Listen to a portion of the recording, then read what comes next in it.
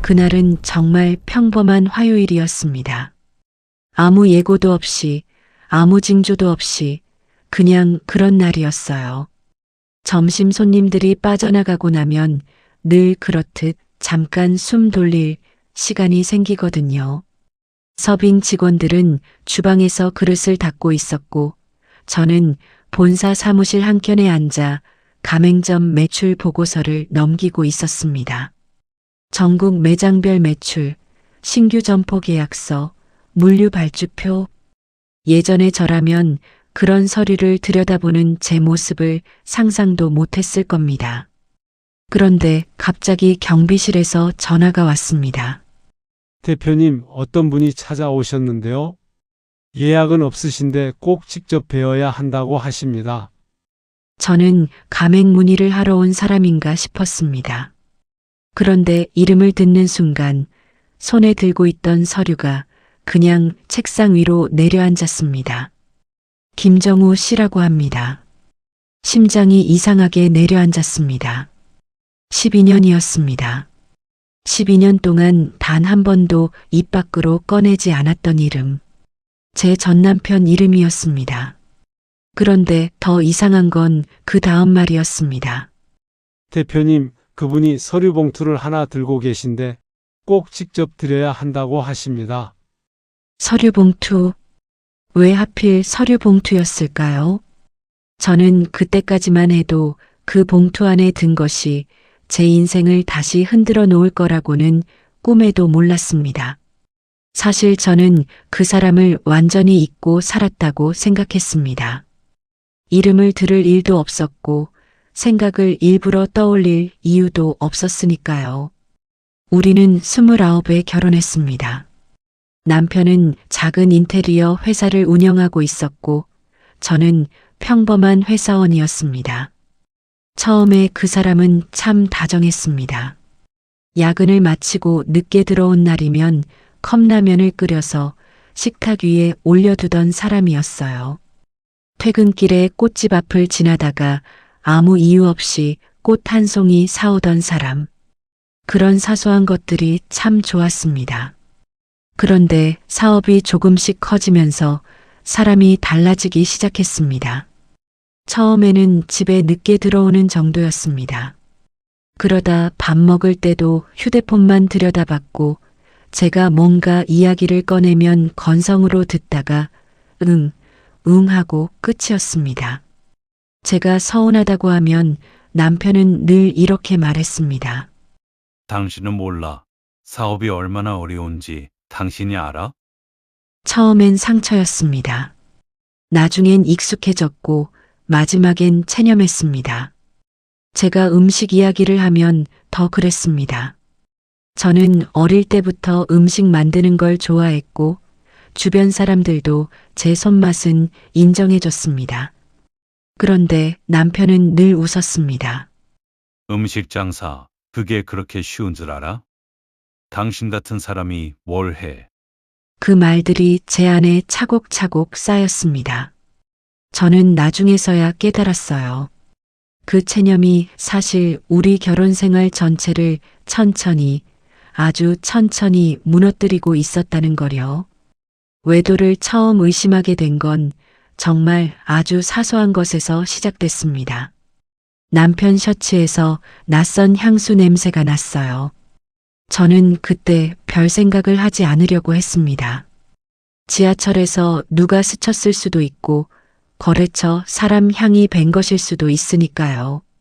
그런데 그 다음부터 이상한 일들이 하나둘씩 쌓이기 시작했습니다. 출장이라고 했는데 카드 사용 내역은 서울 시내 호텔이었습니다. 회식이라고 했는데 전화는 꺼져 있었고 메시지를 보내도 몇 시간 동안 읽지 않았습니다. 주말이라고 했는데 혼자 나가서 밤 11시가 되어서야 들어오고 들어와서는 묻지도 않았고 저도 묻지 못했습니다. 그래도 저는 끝까지 믿으려고 했습니다. 29에 만나서 23년을 같이 산 사람인데 설마 했거든요.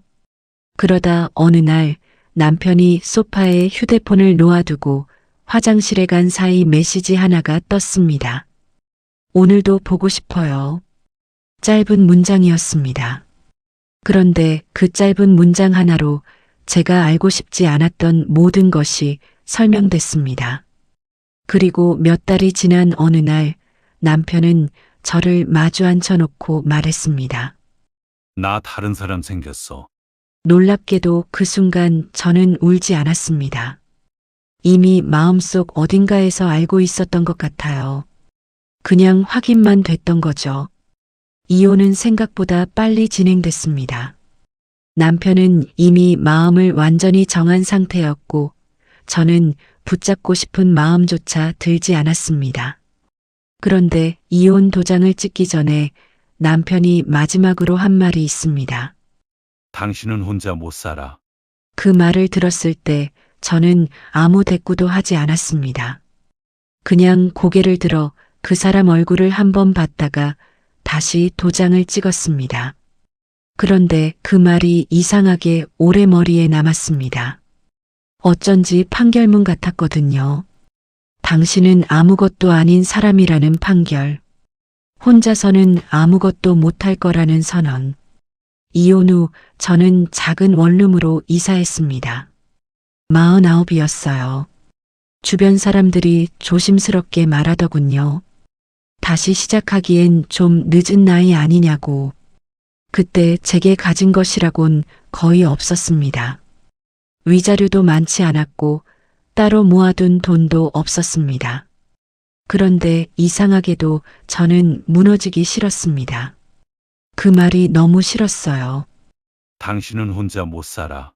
그 말이 맞다는 걸 보여주고 싶지 않았습니다. 그래서 저는 제가 제일 잘할 수 있는 걸 붙잡았습니다. 음식이었습니다. 새벽 4시에 일어나 시장에 갔습니다. 무거운 장바구니를 양손에 들고 버스를 탔고 가게에 도착하면 바로 육수를 끓였습니다. 손목이 붓고 무릎이 아프고 허리가 끊어질 것 같아도 멈추지 않았습니다. 작은 간판 하나 달고 작은 식당 하나를 시작했습니다. 남들이 보기엔 초라한 시작이었지만 제게는 처음으로 제 이름을 걸고 시작한 인생이었습니다. 식당은 처음부터 잘 된 게 아니었습니다. 오픈 첫 주에 손님이 한 명도 없는 날도 있었습니다. 점심시간이 다 지나도록 문 앞에 아무도 오지 않는 날이요. 저는 그날 혼자 국을 다 버렸습니다. 식재료 값이 아까웠지만 더 아팠던 건 내가 정말 이걸 할 수 있을까 하는 의심이었습니다. 가게 문 닫고 집에 와서 운 날도 많았습니다. 발이 아파서 울고 팔이 저려서 울고 손님이 없어서 울었습니다. 그래도 다음날 새벽이면 다시 일어났습니다. 김치를 다시 담갔고 육수를 다시 끓였고 손님 한 명에게라도 더 따뜻하게 말하려고 애썼습니다. 남편이 했던 말이 떠오를 때마다 이를 악물었습니다. 당신은 혼자 못 살아. 그 말을 떠올리면 이상하게 힘이 났습니다. 아니, 힘이 났다기보다 쓰러질 수가 없었습니다. 그러다 어느 날 손님 한 분이 블로그에 후기를 올리셨습니다. 오래된 집 된장국 맛이 나는 곳. 그 한 문장이 시작이었습니다. 손님이 손님을 데려왔고 점심시간마다 줄이 생기기 시작했습니다. 방송국에서 연락이 왔고 지역 신문에도 실렸습니다. 처음엔 8평짜리 식당 하나였습니다. 그런데 2호점이 생기고 3호점이 생겼습니다. 나중에는 가맹 문의가 들어오기 시작했습니다. 저는 겁이 났습니다. 내가 할 수 있을까 싶었습니다. 하지만 또 했습니다. 낮에는 주방에 서고 밤에는 가맹 계약서를 공부했습니다. 세무, 노무, 물류, 원가율, 위생교육. 모르는 건 물어보고 안 되면 다시 배웠습니다. 그렇게 10년이 지나자 제 작은 식당은 외식 프랜차이즈 회사가 되어 있었습니다. 사람들은 저를 대표님이라고 불렀습니다. 전국에 매장이 생겼고 본사 직원들이 생겼고 제 이름 앞에는 어느새 외식업 CEO라는 말이 붙어 있었습니다. 가끔은 저도 믿기지 않았습니다. 그런데 그 10년 사이에 전 남편 소식도 가끔 들려왔습니다. 재혼했다더라. 사업이 더 커졌다더라. 좋은 아파트로 이사 갔다더라. 솔직히 말하면 마음 한구석이 쓰렸습니다. 저는 이를 악물고 버티는데 그 사람은 더 잘 사는 것처럼 보였으니까요. 하지만 사람 인생은 겉으로 보이는 게 전부가 아니었습니다. 그걸 저는 나중에야 알게 됩니다. 저는 결국 경비실로 내려갔습니다. 계단을 내려가면서 여러 가지 생각이 들었습니다. 혹시 돈 때문에 온 걸까? 무슨 법적인 문제가 생긴 걸까? 아니면 또 뭔가 얽혀 있는 게 있는 걸까? 그리고 12년 만에 그 사람 얼굴을 봤습니다. 처음엔 누군지 몰랐습니다. 머리는 희끗했고 얼굴은 반쯤 늙어 있었습니다. 무엇보다 눈빛이 달라져 있었습니다. 예전의 자신감이 사라져 있었어요. 남편은 한참 말이 없더니 아주 낮은 목소리로 말했습니다. 미안하다. 그리고 천천히 자신의 이야기를 꺼냈습니다. 재혼한 아내는 처음엔 참 잘해줬다고 했습니다. 젊고 화려했고 사람들 앞에서 남편을 치켜 세워줬다고 했습니다. 남편은 그게 사랑인 줄 알았다고 했어요. 그런데 시간이 지나면서 돈 씀씀이가 감당이 안 될 정도로 커졌다고 했습니다. 명품 가방, 고급 외제차, 해외여행, 피부관리, 골프 모임. 회사 카드가 개인 카드처럼 쓰였고 거래처 접대비 명목으로 빠져나간 돈도 많았다고 했습니다. 처음엔 남편도 모른 척했다고 합니다. 자기가 선택한 사람이니까. 남들 앞에서 실패한 결혼처럼 보이고 싶지 않았으니까요. 그런데 어느 날부터 회사 자금 흐름이 이상해졌다고 했습니다. 거래처 대금이 밀리고 직원 월급날이 부담스러워지고 은행 대출 이자가 버거워졌다고 했습니다. 그 와중에 새 아내에게 다른 남자가 있다는 사실까지 알게 됐다고 했습니다. 그 남자는 남편 회사와 거래하던 젊은 납품업자였다고 했습니다. 새 아내는 그 남자에게 돈을 빌려주고 선물하고 심지어 회사 계약까지 몰아줬다고 했습니다. 남편은 그걸 알게 된 뒤에도 바로 정리하지 못했다고 했습니다. 자존심 때문이었다고 했습니다. 내가 버리고 선택한 사람이 이런 사람이었다는 걸 인정하기 싫었다고 했습니다. 그 사이 회사는 점점 무너졌습니다. 세금이 밀리고 거래처가 끊기고 직원들이 떠났습니다. 결국 남편의 사업은 부도 직전까지 갔고 집도 정리해야 했다고 했습니다. 저는 그 말을 들으며 숨이 막혔습니다. 12년 전 제가 겪었던 일을 그 사람도 똑같이 겪은 겁니다. 아니, 어쩌면 더 처참하게 겪은 건지도 모르겠습니다. 그런데 그 다음 말이 더 놀라웠습니다. 돈 빌리러 온 거 아니다. 저는 그 말이 선뜻 믿기지 않았습니다. 사업이 망한 사람이 전철을 12년 만에 찾아왔는데 돈 때문이 아니라니. 그럼 대체 뭐 때문에 온 걸까요? 남편은 말없이 그 서류 봉투를 내밀었습니다. 저는 천천히 봉투를 열었습니다. 경비실 밖 작은 의자에 나란히 앉아서요. 안에는 통장 하나와 계약서 몇 장이 들어 있었습니다. 처음에는 무슨 서류인지 몰랐습니다. 그런데 이름을 보는 순간 숨이 멎는 줄 알았습니다. 제 이름이 적혀 있었습니다. 계좌 주인이 저였습니다. 알고 보니 이혼하기 전부터 남편이 제 명의로 적금을 넣고 있었던 겁니다. 제가 생활비를 아껴서 남긴 돈, 아이들 키우며 조금씩 모아둔 돈, 월급에서 빠져나간 작은 돈들을 남편이 따로 모아두고 있었던 거예요. 저는 그 사실을 전혀 몰랐습니다.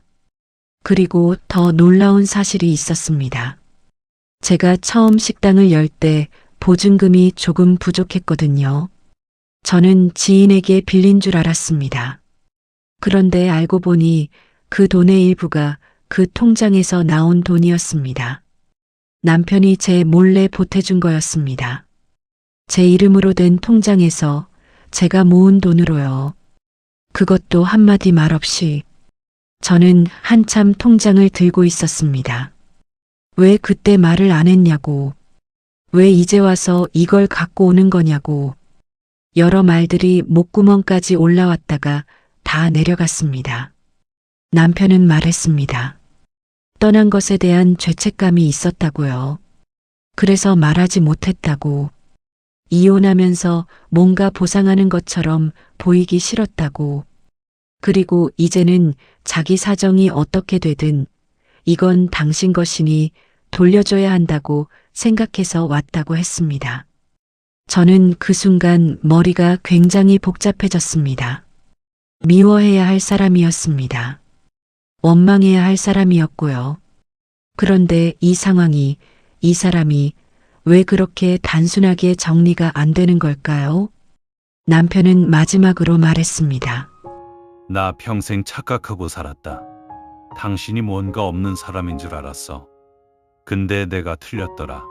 그게 인정하기 싫었는데 이제는 인정해야 할 것 같아서. 그 말을 듣는 순간 이상하게 눈물이 났습니다. 화가 나서 우는 게 아니었습니다. 슬퍼서도 아니었습니다. 그냥 오래 꽉 막혀있던 무언가가 조금 풀리는 느낌이었습니다. 어쩌면 그게 12년 동안 듣고 싶었던 말이었는지도 모르겠습니다. 당신이 틀렸다. 내가 아무것도 아닌 사람이 아니었다. 그 말이요. 남편은 결국 돈을 빌려달라는 말은 하지 않았습니다. 대신 일자리를 찾고 있다고 했습니다. 몸을 쓰는 일도 괜찮고 작은 일도 괜찮다고요. 저는 잠시 고민했습니다. 솔직히 말하면 고민이 꽤 됐습니다. 도와줬다가 또 무슨 일이 생기면 어쩌나 주변에서 이상하게 보지 않을까 여러 생각이 들었습니다. 그런데 그냥 했습니다. 우리 회사 물류센터 책임자한테 전화를 해서 말했습니다. 면접 한번 보세요. 남편은 처음에 고개를 들지 못했습니다. 한참 침묵이 흐르다가 고맙다는 말을 겨우 했습니다. 저는 그냥 말했습니다. 잘하세요. 그게 끝이었습니다. 사람들이 나중에 이 얘기를 듣고 묻더군요. 왜 도와줬냐고. 복수할 기회 아니었냐고. 그 사람 힘들 때 외면하면 더 통쾌한 거 아니냐고요. 그런데 살아보니 알겠더라고요. 진짜 복수는 상대를 무너뜨리는 게 아니었습니다. 나를 무시했던 사람이, 나를 없는 사람 취급했던 사람이 결국 내 앞에 와서 나의 가치를 인정하게 되는 것. 그것만으로도 충분했습니다. 아니, 그게 진짜였습니다. 그날 이후 저는 한 가지를 더 확실히 깨달았습니다. 인생은 늦게 시작해도 괜찮다는 걸. 49에 시작해도 괜찮고 50에 시작해도 괜찮고 아무것도 없는 상태에서 다시 시작해도 괜찮다는 거요. 누군가 당신의 가치를 몰라봤다고 해서 당신의 가치가 없는 건 아닙니다. 그 사람이 몰라본 것일 뿐이에요. 지금 이 이야기를 듣고 계신 분들 중에 혹시 그런 말을 들으신 분이 계신가요? 당신은 혼자 못 살아. 당신은 안 돼. 당신은 뭘 할 수 있겠어. 그런 말을 들으셨다면 꼭 말씀드리고 싶습니다. 아직 끝난 게 아닙니다. 당신 인생의 가장 좋은 장면은 생각보다 훨씬 뒤에 있을지도 모릅니다. 그리고 그 장면은 당신이 포기하지 않은 날들이 하나하나 쌓여서 만들어집니다.